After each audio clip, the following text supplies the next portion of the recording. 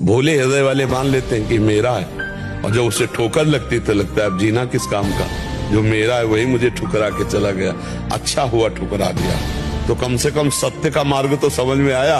अगर ना ठुकराता है तो उसी असत्य में प्यार मानकर हमारा जीवन फंसा देता है। अभी डिप्रेशन ठीक हो जाएगा, हम आपसे कह रहे ब्रह्मचर्य पर दृष्टि डालो, ब्रह्मचर्य का सुधार करो, बुरे आचरण जो करते उनको छोड़ दो और नाम जप करो। अभी आनंदित ना हो जाना तो बताना।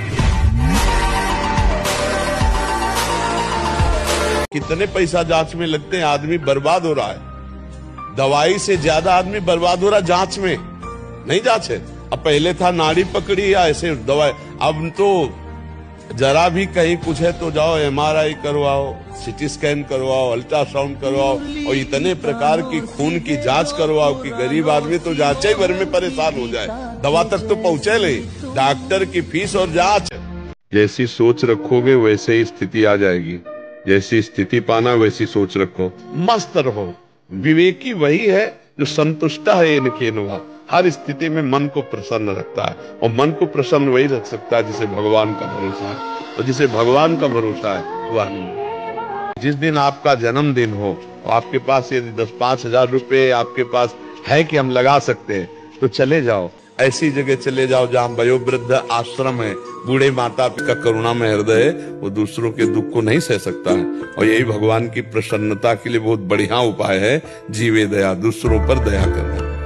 ये हम बिल्कुल खुली बात कह रहे हैं। चिंता, भय, शोक, डिप्रेशन, कल्पनात्मक दुख और मृत्यु, इनसे नहीं बच सकते। कोई पद मिले, कोई रुपया मिले, कुछ भी आपको प्राप्त हो जाए, यदि अध्यात्म का ज्ञान नहीं है तो आप निश्चिंत, निशोक, आनंदित और मृत्यु के भय से निर्भय नहीं हो सकते।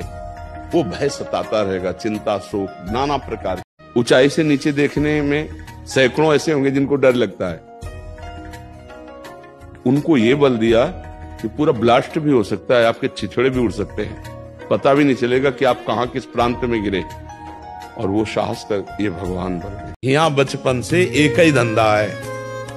आज तो हम समाज से भी मिल रहे हैं। जब हमारी यौवन अवस्था थी, अवधूत स्वरूप में रहे, कभी किसी गांव नहीं गए, कभी किसी रसोई में बैठ के भोजन नहीं, कभी किसी छत के नीचे पंखा में नहीं सोए, कभी नहीं। खंडहर या भगवान शिव का मंदिर या वृक्ष और गंगा का किनारा, हमारा हरिद्वार के नीचे से लेकर और काशी विश्वनाथ तक यही यात्रा का हमारा यही रोड रहा, पूरे जीवन और कहीं गए ही नहीं।